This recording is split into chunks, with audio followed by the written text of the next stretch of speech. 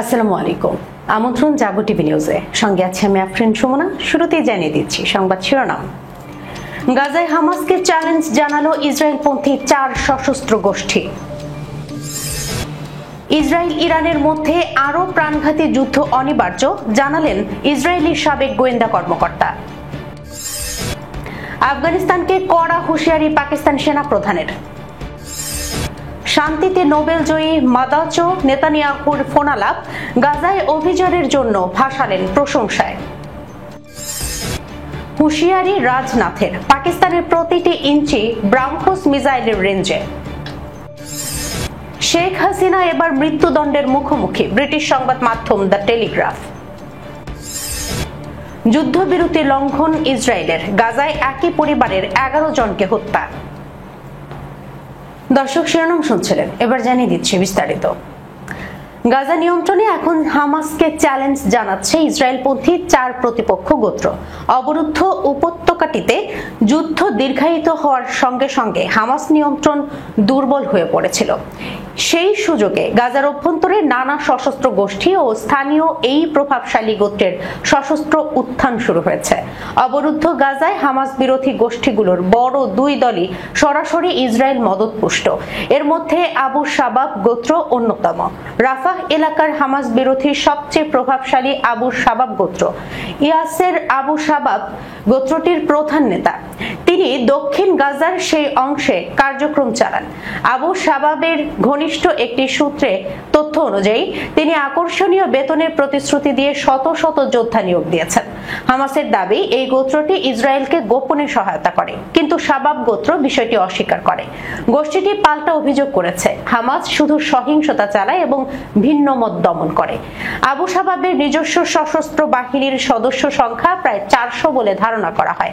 Sky নিউজের সাম্প্রতিক এক সরেজমিন প্রতিবেদনেও ইসরায়েল আল শাবাব ঘনিষ্ঠতার প্রমাণ স্পষ্ট। এরপর রয়েছে দগমস গোত্র, গাজা উপত্যকার অন্যতম বৃহৎ ও শক্তিশালী গোত্র দগমস। ঐতিহাসিকভাবে এই গোত্রের সদস্যরা ভালোভাবে অস্ত্র শস্ত্রে সজ্জিত। গোত্র নেতাদের মতে, ভূমি রক্ষার জন্য অস্ত্র ধারণ তাদের সংস্কৃতিরই অংশ। তাদের সদস্যরা ফাতাহ ও বিদ্রোহী হামাস সহ বিভিন্ন ফিলিস্তিনি সশস্ত্র সংগঠনের সঙ্গে যুক্ত। মুমতাজ দগমস এই গোত্রের প্রধান নেতাদের একজন। তিনি একসময় গাজা সিটিতে পপুলার রেজিস্ট্যান্স কমিটির সশস্ত্র শাখার নেতৃত্ব দিতেন। 2023 সালের 7 অক্টোবর যুদ্ধ শুরু হওয়ার আগ থেকেই মুমতাজ দগমস গা ঢাকা দিয়েছিল। অতীতে হামাসের সঙ্গে এই গোত্রের সংঘর্ষ হয়েছে। এমনকি যুদ্ধবিরতির পর গাজা সিটিতে রোববার ও সোমবার হামাস যোদ্ধাদের সঙ্গে দগমস গোত্রের সংঘর্ষ হয়। এতে উভয় পক্ষের বহু সদস্য নিহত হন। আল মাজায়দা গোত্র দক্ষিণ গাজার খান ইউনিস শহর কেন্দ্রিক বৃহৎ ও প্রভাবশালী গোত্র আল মাজায়দা। সাম্প্রতিক মাসগুলোতে হামাসের সঙ্গে তাদের সংঘর্ষ হয়েছে। চলতি মাসের শুরুতে হামাস এই এলাকায় অভিযান চালায়। তাদের দাবি, হামাস সদস্য হত্যার দায়ে অভিযুক্ত কয়েকজনকে গ্রেপ্তারে ওই অভিযান চালানো হয়। এই সময় বন্দুকযুদ্ধ শুরু হলে হামাস ও গোত্রের উভয় পক্ষই কয়েকজন নিহত হন। তবে সোমবার গোত্র প্রধান হুসাম আল আস্তাল সামাজিক যোগাযোগ মাধ্যমে বিবৃতি দিয়ে গাজায় আইন শৃঙ্খলা বজায় রাখতে হামাসের নিরাপত্তা অভিযানকে সমর্থন জানিয়েছেন। আল আস্তালের বিরুদ্ধে অনেক আগে থেকেই ইসরায়েল সংশ্লিষ্টতার অভিযোগ রয়েছে। সবশেষ সংগঠনটি হলো হেলিস গোত্র, যারা গাজা সিটির অন্যতম বৃহৎ পরিবার। গাজা সিটির শেজাইয়া এলাকায় অবস্থিত এই গোত্রের একজন জ্যেষ্ঠ সদস্য রামি হেলিস শেজাইয়ার আরেকটি প্রধান গোত্রের শীর্ষস্থানীয় আহমেদ জুনদিয়ার সঙ্গে মিলে একটি নতুন গোষ্ঠী গঠন করেছেন। তারা হামাসের বিরুদ্ধে কাজ করছে, বিশেষত ইসরায়েলি নিয়ন্ত্রণাধীন এলাকায়। 2007 সালে হামাস গাজা উপত্যকার নিয়ন্ত্রণ নেওয়ার পর থেকেই বারবার হামাসের সঙ্গে সংঘর্ষে লিপ্ত হয়েছে হেলিস। রাজনৈতিকভাবে ফাতাহ পার্টির সঙ্গে জোটবদ্ধ, যা হামাসকে ক্ষমতাচ্যুত করে বর্তমানে পশ্চিম তীর শাসন করছে। তবে হামাসের বিরুদ্ধে লড়াইয়ে হেলিসরা ইসরায়েলের সমর্থন পুষ্ট গোষ্ঠীগুলোর একটি কিনা বিষয়টি পরিষ্কার নয়। গাজার অভ্যন্তরে এখন হামাসের শত্রু কেবল ইসরায়েল নয়, নিজেদের ভেতরকার প্রতিদ্বন্দ্বীরাও। স্থানীয় গোত্রীয় শক্তি, ব্যক্তিগত সেনাদল ও পুরনো সশস্ত্র সংগঠনগুলো হামাসের কর্তৃত্বে চির ধরাচ্ছে। ফলে যুদ্ধবিরতির পরও গাজায় অভ্যন্তরীণ অস্থিরতা ও ক্ষমতার দ্বন্দ্ব বাড়তে থাকলে হামাসের জন্য আবার পূর্ণ নিয়ন্ত্রণ প্রতিষ্ঠা করা আরো কঠিন হয়ে পড়বে। ইসরায়েল ইরানের মধ্যে আরো প্রাণঘাতী যুদ্ধ অনিবার্য, জানালেন ইসরায়েলি সাবেক গোয়েন্দা কর্মকর্তা। তেল আবিব ও তেহরানের মধ্যে একটি নতুন এবং আরো বেশি প্রাণঘাতী সংঘাত আসন্ন বলে সতর্ক করেছেন ইসরায়েলের সাবেক গোয়েন্দা কর্মকর্তা ড্যানি সিট্রিনোভিচ। সংবাদ পোর্টাল ইরান ইন্টারন্যাশনালের সাপ্তাহিক শো আই ফর ইরানকে তিনি বলেছেন, তেহরান অতীতের সংঘর্ষগুলো থেকে শিক্ষা নিয়েছে এবং দ্রুত তাদের ক্ষেপণাস্ত্র সক্ষমতা বাড়াচ্ছে। ইসরায়েলের সামরিক গোয়েন্দা বিভাগে ইরান শাখার সাবেক প্রধান সিট্রিনোভিচ বলেন, যুক্তরাষ্ট্র এখনো তেহরানের সাথে একটি আলোচনার মাধ্যমে চুক্তির চেষ্টা করছে। অন্যদিকে ইসরায়েল ইসলামিক প্রজাতন্ত্রকে দুর্বল করা বা উৎখাত করার উপর মনোযোগ দিচ্ছে। এই মৌলিক ভারসাম্যহীনতাই সংঘাতকে প্রায় অনিবার্য করে তুলছে বলে তিনি সতর্ক করেন। সাবেক এই গোয়েন্দা কর্মকর্তা বলেন, পরবর্তী যুদ্ধের শুরুটা হবে আগের যুদ্ধের শেষ বিন্দু থেকে। তিনি আরো বলেন, এটি শুরু থেকেই খুব সহিংস হবে। আমি সত্যিই মনে করি যে এটি বন্ধ করার মতো কোনো প্রক্রিয়া থাকবে না, কারণ আগে যুক্তরাষ্ট্র পক্ষগুলোকে বন্ধ করতে বাধ্য করেছিল, কিন্তু এখন ইরানিরা তা বন্ধ করতে রাজি হবে না যতক্ষণ না তারা মনে করে যে তারা ইসরায়েলের সাথে প্রতিরোধের সমীকরণকে ভারসাম্যপূর্ণ করেছে। এ কারণেই আমি মনে করি পরবর্তী সংঘাত অনেক বেশি সহিংস এবং দীর্ঘস্থায়ী হবে। এর ফলে আরো বেশি বেসামরিক লোক হতাহত হবে, বলেন তিনি। সিট্রিনোভিচের এই সতর্কতা এমন সময়ে এলো যখন প্রেসিডেন্ট ডোনাল্ড ট্রাম্প 12 দিনের ইরান ইসরায়েল যুদ্ধকে একটি নির্ণায়ক বিজয় হিসেবে তুলে ধরছেন। সংঘাতের মূল কারণ অমীমাংসিতই রয়ে গেছে। সাম্প্রতিক মাসগুলোতে তোলা স্যাটেলাইট চিত্রে দেখা যাচ্ছে ইরান নাতানজের পিক্যাক্স পর্বত বা মাউন্ট কোলাং গাজলাতে নির্মাণ কাজ চালিয়ে যাচ্ছে, যা জুন যুদ্ধের আগেও দেখা কার্যকলাপের সাথে সামঞ্জস্যপূর্ণ। নাতানজের দক্ষিণে অবস্থিত এই পর্বত কমপ্লেক্সটিতে ইরানের মূল পরমাণু সমৃদ্ধকরণ স্থাপনাটির সাথে সম্পর্কিত একটি পুরনো সুড়ঙ্গ নেটওয়ার্ক রয়েছে, যেখানে বিশেষ করে সুড়ঙ্গের প্রবেশ পথগুলোকে শক্তিশালী করার কাজ চলছে বলেও ইঙ্গিত পাওয়া যায়। ইসরায়েল ও ইরানের মধ্যে 12 দিনের যুদ্ধের পর ইসরায়েলের অনেকেই এই ধারণা করেন ইসরায়েল যুদ্ধে জয়ী হয়েছে। ইরান বড় ধরনের আঘাত পেয়েছিল এবং যুক্তরাষ্ট্র ও ইসরায়েলি কর্মকর্তারা বলছেন, ইসরায়েলি অভিযানের পর তেহরানকে আর একটি পারমাণবিক ক্ষমতা অর্জনের দ্বার প্রান্তে থাকা রাষ্ট্র হিসেবে দেখা হচ্ছে না। কিন্তু সিট্রিনোভিচ যুক্তি দিয়ে বলেন, এটি একটি বিপজ্জনক ভুল ধারণা। আফগানিস্তান ও পাকিস্তানের সীমান্তে সাম্প্রতিক উত্তেজনার মধ্যে তালেবান সরকারকে কঠোর সতর্কবার্তা দিয়েছেন পাকিস্তানের সেনাপ্রধান ফিল্ড মার্শাল সৈয়দ আসিম মুনির। তিনি বলেন, আফগান মাটি ব্যবহার করে পাকিস্তানের সন্ত্রাসী হামলা চালানো হচ্ছে, এটি অবিলম্বে বন্ধ করতে হবে। শনিবার অ্যাবোটাবাদের পাকিস্তান মিলিটারি একাডেমিতে এক প্যারেড অনুষ্ঠানে তিনি এই আহ্বান জানান। আসিম মুনির বলেন, আফগান জনগণকে সহিংসতার পরিবর্তে শান্তি ও নিরাপত্তা বেছে নিতে হবে। সাম্প্রতিক সংঘর্ষের পর দুই দেশের মধ্যে অস্থায়ী যুদ্ধবিরতি বাড়ানো হলেও উত্তেজনা এখনো পুরোপুরি কমেনি। সেনাপ্রধান বলেন, পাকিস্তানের সশস্ত্র বাহিনী দেশের অভ্যন্তরীণ ও সীমান্ত নিরাপত্তা রক্ষায় সবসময় প্রস্তুত। আমরা আল্লাহর কৃপায় ও জনগণের সমর্থনে দেশের 1 ইঞ্চি জমিনও হারবো না, বলেন তিনি। ভারত প্রসঙ্গে তিনি সতর্ক করে বলেন, পরমাণু অস্ত্রধারী অঞ্চলে যুদ্ধের কোনো সুযোগ নেই। তার হুঁশিয়ারি, যদি কেউ শত্রুতা শুরু করে পাকিস্তান প্রত্যাশার চেয়েও বেশি শক্ত প্রতিক্রিয়া দেখাবে। আসিম মুনির বলেন, পাকিস্তান সেনাবাহিনী 2 দশকেরও বেশি সময় ধরে সন্ত্রাস বিরোধী লড়াইয়ে সফলভাবে লড়ে এসেছে।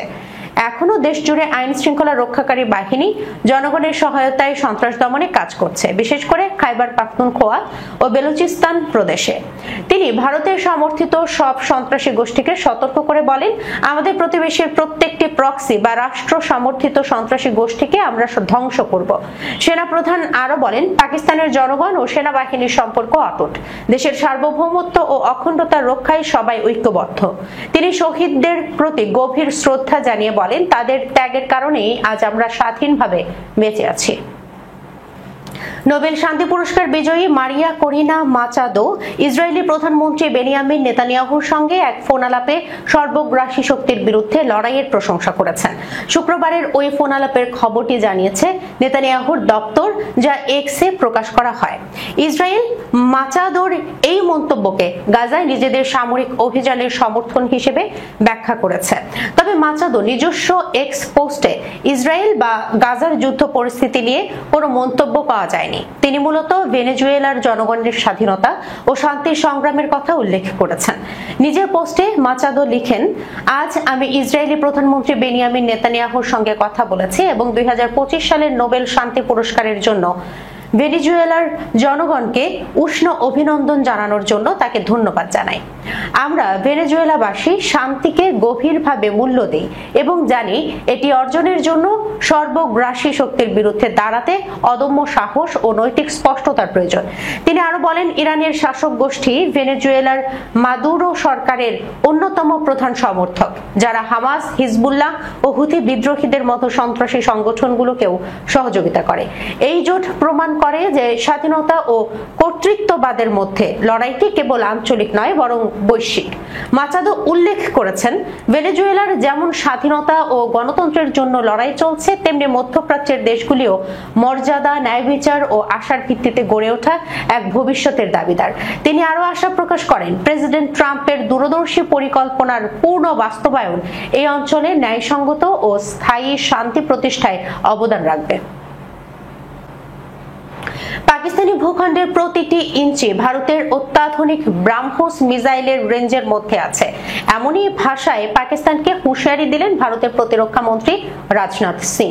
শনিবার উত্তরপ্রদেশের লখনউয়ের ব্রাহ্মোস অ্যারোস্পেস প্রোডাকশন ইউনিটে তৈরি ব্রাহ্মোস মিসাইলের প্রথম ব্যাচ উদ্বোধন অনুষ্ঠানে তিনি এই হুঁশিয়ারি দেন। রাজনাথ সিং বলেন, আমাদের প্রতিপক্ষরা আর কোনোভাবেই ব্রাহ্মোসের গ্রাস থেকে পালাতে পারবে না। পাকিস্তানের ভূখণ্ডের প্রতিটি ইঞ্চি এখন আমাদের ব্রাহ্মোসের নাগালের মধ্যে আছে। ব্রাহ্মোসকে ভারতের ক্রমবর্ধমান শক্তির প্রতীক হিসেবে বর্ণনা করে তিনি আরো বলেন, ব্রাহ্মোস কেবল একটি ক্ষেপণাস্ত্র নয়, এটি ভারতের কৌশলগত আত্মবিশ্বাসের প্রমাণ। সেনাবাহিনী থেকে শুরু করে নৌবাহিনী এবং বিমান বাহিনী, এটি আমাদের প্রতিরক্ষা বাহিনীর একটি গুরুত্বপূর্ণ স্তম্ভ হয়ে উঠেছে। গত মে মাসে পাকিস্তানের সঙ্গে সংঘাত অপারেশন সিন্দুর দেশটিতে অভ্যন্তরে হামলার কথা উল্লেখ করে ভারতের প্রতিরক্ষা মন্ত্রী বলেন, অপারেশন সিন্দুরে যা হয়েছে সেটা কেবল ট্রেলার ছিল, আর সেই ট্রেলারই পাকিস্তানকে বুঝিয়ে দিয়েছে যে ভারত যদি পাকিস্তানের জন্ম দিতে পারে তাহলে আরো কি কি করতে পারে সেটা আমার আর বলে দিতে হবে না। তিনি আরো বলেন, অপারেশন সিন্দুর প্রমাণ করেছে পাকিস্তানের বিরুদ্ধে জয় আমাদের জন্য শুধু একটা ছোট ঘটনা নয়, বরং এটি একটি অভ্যাসে পরিণত হয়েছে। এটি ভারতীয়দের মধ্যে এক নতুন আত্মবিশ্বাস জাগিয়েছে এবং বিশ্বের কাছে ব্রাহ্মোসের কার্যকারিতা প্রমাণ করেছে। মানবতা বিরোধী অপরাধের অভিযোগের মামলায় দোষী সাব্যস্ত হলে মৃত্যুদণ্ডের মুখোমুখি হতে পারেন বাংলাদেশের ক্ষমতাচ্যুত প্রধানমন্ত্রী শেখ হাসিনা। এক প্রতিবেদনে শুক্রবার এমনটাই লিখেছে ব্রিটিশ সংবাদ মাধ্যম দ্য টেলিগ্রাফ। শেখ হাসিনাকে যুক্তরাজ্যের লেবার পার্টির এমপি টিউলিপ সিদ্দিকীর খালা পরিচয় দিয়ে ওই প্রতিবেদনে বলা হয়, ৭৮ বছর বয়সী শেখ হাসিনা বর্তমানে বাংলাদেশের আন্তর্জাতিক অপরাধ ট্রাইব্যুনালে বিচারাধীন। তার বিরুদ্ধে অভিযোগ, তিনি রাষ্ট্রীয় বাহিনীকে বিক্ষোভকারীদের বিরুদ্ধে প্রাণঘাতী অস্ত্র ব্যবহার করার নির্দেশ দেন, যার ফলে প্রায় ১৪০০ জন নিহত হন। প্রসিকিউশন দাবি করেছে, শেখ হাসিনার আদেশেই দমন অভিযানের সময় নিহতদের লাশ পুড়িয়ে ফেলা হয় এবং আহতদের চিকিৎসা থেকে বঞ্চিত করা হয়। শেখ হাসিনা অবশ্য এসব অভিযোগ অস্বীকার করেছেন। জাতিসংঘের মানবাধিকার কার্যালয়ের হিসাব অনুযায়ী তার ১৫ বছরের শাসন অবসানের সময় যে গণ অভ্যুত্থান হয় তাতে আনুমানিক ১৪০০ জন প্রাণ হারান। গাজায় ইসরায়েলি বাহিনী একটি ফিলিস্তিনি পরিবারের 11 জন সদস্যকে হত্যা করেছে। ৮ দিন আগে কার্যকর হওয়া ভঙ্গুর যুদ্ধবিরতির সবচেয়ে ভয়াবহ লঙ্ঘন এটি। খবর আল জাজিরার। গাজার নাগরিক প্রতিরক্ষা বিভাগের মতে শুক্রবার সন্ধ্যায় গাজা শহরের জেইতুন এলাকায় আবু শাবান পরিবারকে বহনকারী একটি বেসামরিক গাড়িতে হামলা হয়। ইসরায়েলি বাহিনীর ট্যাঙ্ক থেকে শেল ছুড়ে এই হামলা চালায়। বেসামরিক প্রতিরক্ষা মুখপাত্র মাহমুদ বাসাল এক বিবৃতিতে বলেন, পরিবারটি যখন তাদের বাড়ি পরিদর্শনের জন্য পৌঁছানোর চেষ্টা করছিল তখন ইসরায়েলি সেনাবাহিনীর গাড়িটিতে গুলি চালালে হতাহতের ঘটনা ঘটে। নিহতদের মধ্যে 7 শিশু এবং 3 জন নারী ছিলেন। বাসাল বলেন, তাদের সতর্ক করা যেতে পারত অথবা ভিন্নভাবে মোকাবেলা করা যেত। যা ঘটেছে তা নিশ্চিত করে যে দখলদাররা এখনো রক্তপিপাসু এবং নিরীহ বেসামরিক নাগরিকদের বিরুদ্ধে অপরাধ করার উপর জোর দেয়। হামাস এই ঘটনাকে গণহত্যা বলে অভিহিত করেছে, নিন্দা জানিয়ে বলেছে পরিবারটিকে কোনো যুক্তি ছাড়াই লক্ষ্যবস্তু করা হয়েছে। গোষ্ঠীটি যুক্তরাষ্ট্রের প্রেসিডেন্ট ডোনাল্ড ট্রাম্প এবং মধ্যস্থতাকারীদের কাছে যুদ্ধবিরতি চুক্তি মেনে চলার জন্য ইসরায়েলকে চাপ দেওয়ার আহ্বান জানিয়েছে। দর্শক, এই ছিল এখনকার মতো জাগো টিভি নিউজে। যাবার আগে সংবাদ শিরোনামগুলো জানিয়ে দিচ্ছি আরো একবার।